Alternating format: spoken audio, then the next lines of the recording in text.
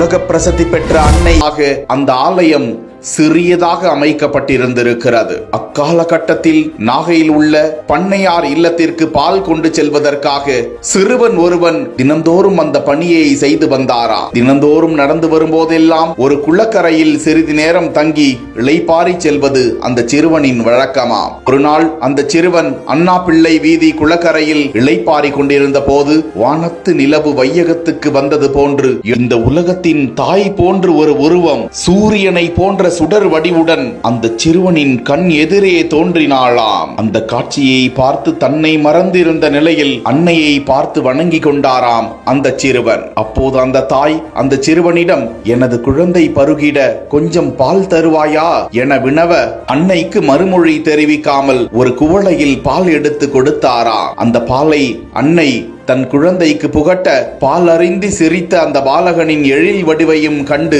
மகிழ்ந்து போன சிறுவன் பண்ணையாரிடம் வந்தபோது, பாலின் அளவு இன்று குறைந்திருக்கும் பண்ணையாரே, என்னை மன்னிக்க வேண்டும். ஒரு தாய்க்கு அவரது குழந்தைக்கு பாலை கொடுத்து விட்டேன் என கூறிக்கொண்டே அந்த பால் குடத்தை திறந்த போது ஆச்சரியம், குறைந்திருக்க வேண்டிய பாலின் அளவு மிகுந்திருந்ததாம். மேலும் குடத்திலிருந்து பொங்கி வழிந்தோடியதாம். ஆச்சரியமடைந்த அந்த பண்ணையார் அப்போ வந்த அன்னை யார் என வியப்படைந்து, உலக இரட்சகனுடன் விண்ணக பேரரசிதான் வந்திருக்கிறார் என ஊரெல்லாம் சொன்னாராம். மக்களோடு வேளாங்கண்ணி குளக்கரைக்கு அனைவரும் வந்தார்களா. அப்போது சிறுவன் தமக்கு அருளிய அருள் காட்சிகள் அனைத்தையும் உலகுக்கு உரைக்க அன்னை மற்றும் ஒரு முறை மட்டும் தமக்கு காட்சியளிக்க வேண்டும் என பணிந்து மன்றாட, கருணையே வடிவான புனித அன்னை கள்ளம் கபடம் இல்லாத அந்த சிறுவனின் கோரிக்கையை ஏற்று காட்சி தந்தாராம். அங்கிருந்த அனைவரும் தரையில் பணிந்து அன்னையை வேண்டிக் கொண்டார்களா.